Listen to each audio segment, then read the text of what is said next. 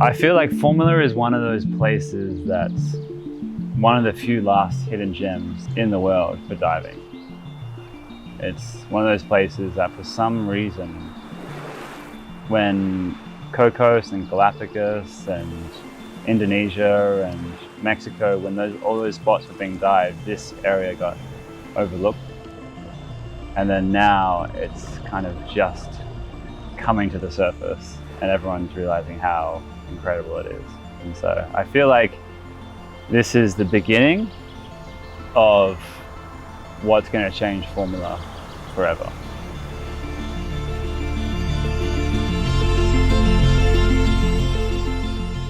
My name's John O'Allen. I'm an underwater photographer, freediver, marine scientist, and I take people around the world to meet wildlife face to face and have really up close and personal encounters.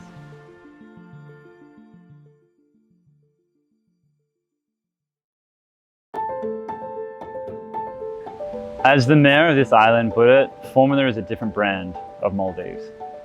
It's completely different to the vision and expectation that people have of five-star resorts, cocktails by the beach, all that kind of thing. It's a much more authentic and culture-full island. So there's a way of life here that the locals have established. There's a culture. They have their life here, and we come as guests into their life.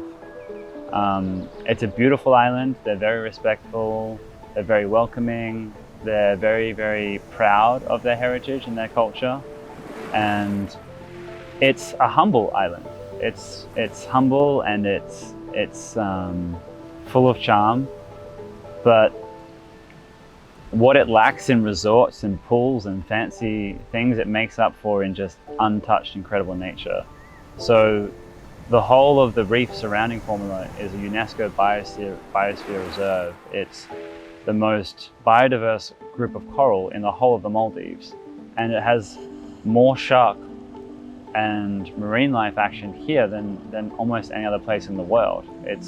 When you're talking sharks, the only places that can stand next to it are places like the Galapagos, like Cocos and Socorro and places like that. Like, it's top tier as far as shark diving goes.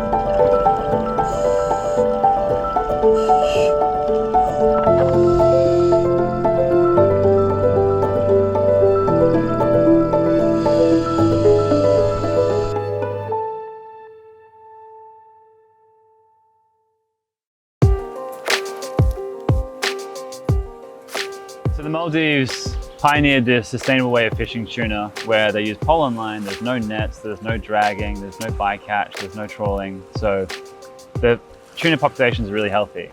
This island for over 1,000 years has been surviving off those healthy tuna populations. It's been like the bread and butter of this entire island. Naturally, over time, as the fishermen were catching the tuna and gutting them and putting the stuff into the water and, you know, chucking the heads in the water and the guts and that kind of thing, where there's fish, you know, where there's dead fish, there's sharks.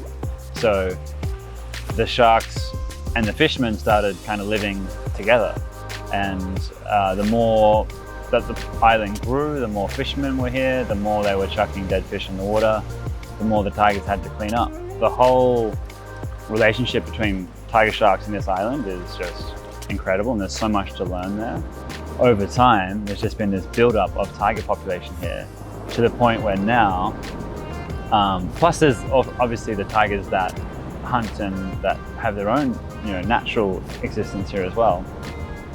But now there's over 160 recorded individuals, tigers, just visiting that one harbour. And then there's expected to be 3 times that out in the blue at the plateau.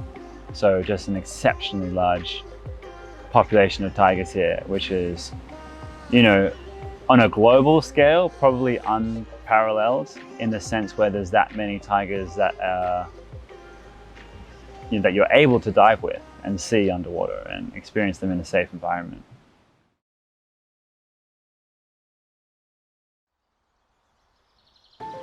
When you dive out of a cage, when it's just you and the tiger sharks in their environment, face to face, in their habitat, the best and the first thing that you do is you're going in with the right mindset.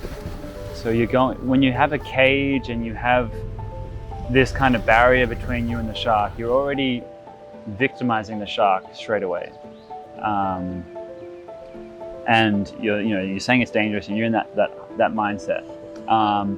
And in certain situations with great white sharks, basically only great white shark, that's needed. But when you free dive with tiger sharks and you go into their environment and you understand the nature of tiger sharks and how they are as creatures, there's no need for cages. There's no need for coming in with sticks to keep them away and fight them off.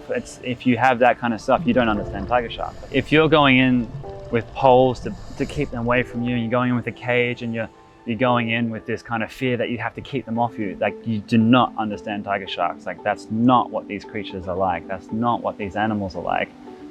You've just misunderstood the entire relationship between humans and sharks.